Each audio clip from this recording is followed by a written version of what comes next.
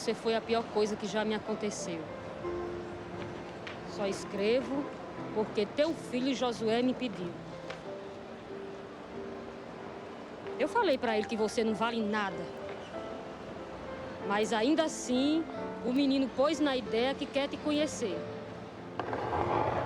Central do Brasil, filme de 1998, com título em inglês Central Station, além de ser o típico filme de fazer chorar, representa um relato da desigualdade social no Brasil.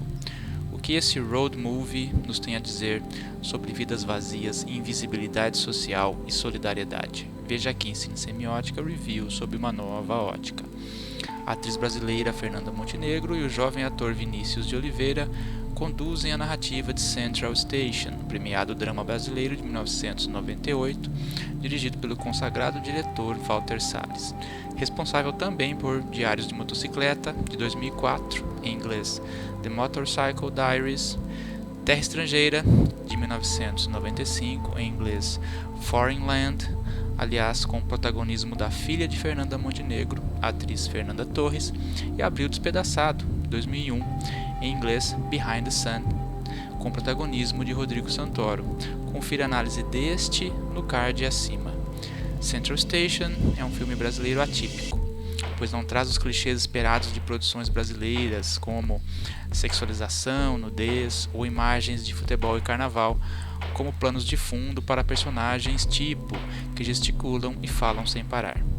Nesse filme, não somente a pobreza é um empecilho para alcançar o objetivo básico social de viver, como a ignorância de pessoas que não sabem sequer ler números. Além do mais, há graus de analfabetismo no Brasil, como pessoas que decodificam o signo verbal, mas não interpretam textos de mais de uma linha de extensão. O tema da visibilidade social perpassa pelo garoto Josué, que vai se mostrando mais esperançoso à medida que viaja na busca do pai e quer ter uma profissão. Dora, a senhora que o acolhe e o acompanha nessa busca, passa de uma mulher apática à desigualdade social que a cerca na estação central para alguém apto a ajudar um garoto a realizar o sonho de saber quem é o pai.